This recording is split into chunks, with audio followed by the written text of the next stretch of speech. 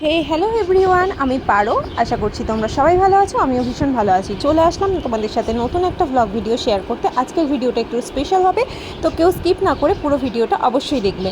আমি আছি এখন মায়ের বাড়িতে, এখানে মা পুজো দেয়। এইটা হচ্ছে বাইরে দিয়ে দেখো, বাইরের দৃশ্যটা কিন্তু ভীষণ সুন্দর।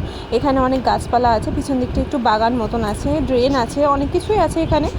যাই হোক, তো কেমন লাগছে কিন্তু জানাবে ভিডিওটা।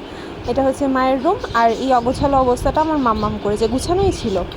এখানে হচ্ছে রান্নাবান্নার আয়োজন চলছে, বললাম না ভিডিওটা একটু স্পেশাল হবে, তো দেখতে থাকো কি স্পেশাল হচ্ছে। এখানে রান্না চলছে, চিকেন রান্না হবে, সেটাই হচ্ছে আর কি।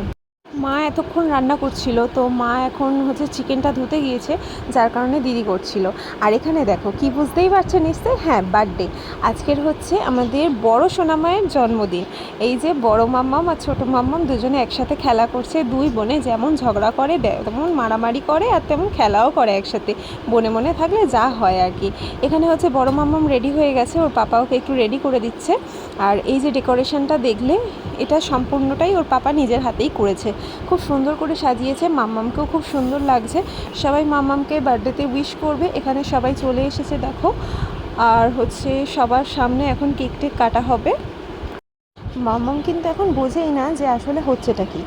ও তো বুঝতেই পারছে না, এত বেলুন দিয়ে সাজানো, এত লোকজন, কেক, বাতি, এত কিছু কিসের জন্য, কিসের জন্য এত আয়োজন, ও কিন্তু কিছুই বোঝে না। কিন্তু আমরা তো সবই জানি, সবই বুঝি, তাই জন্যই তো এত সুন্দর করে আয়োজন করা। ও বড় হলে বুঝতেই পারবে যে কিসের জন্য এত আয়োজন হয়েছিল।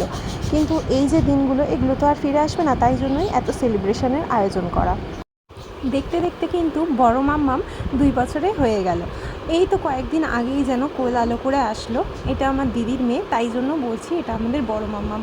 ও আমাকে মা বলেই ডাকে, তাই জন্য ও আমার কাছে পুরো মেয়ের সমান। আমার মেয়েও যেরকম আমার কাছে, ও কিন্তু আমার কাছে ঠিক সেরকমই। যাই হোক, দেখো এখানে কেক কাটা চলছে। কেক কাটার পরে কিন্তু সবাইকে দেয়া হবে। আর ও এখন অবাক হয়ে দেখছে যে আসলে হচ্ছেটা কি, তবে বেশ মজাই পাচ্ছিল। আর আমার মেয়েটা, আমারটাও কিন্তু সেই রকমই। ও দেখছে যে এটা কি করছে দিদিভাইয়ের হাত থেকে কখন নেবো এগুলো, এই হচ্ছে চিন্তা। দেখো এদিকে আমি কেক দিয়ে দিচ্ছি সবাইকে। প্রথমে তোমাদের দাদাভাইকে দিলাম, তারপর এক এক করে সবাইকে দিয়েছি কেক। দেখতে থাকো, এটা হচ্ছে ওর মামা হয়, এটা আমার মেসো দাদু। এই সাথে সকলের সাথে তোমাদের পরিচয়ও করিয়ে দিতে পারবো। দেখো এবার আমি কেক নিয়ে যাচ্ছি কার কাছে, আমার সোনা মা আসছে, দেখতে পেয়েছো, দরজা পার হতে শিখে গেছে এখন। এটা আমার মাসি, আমার মাসিকে আমি কেক দিয়ে দিলাম। আর কেউ বাকি আছে কিনা দেখছিলাম, তারপর আবার চলে গেলাম পাশের ঘরে কেক আনার জন্য।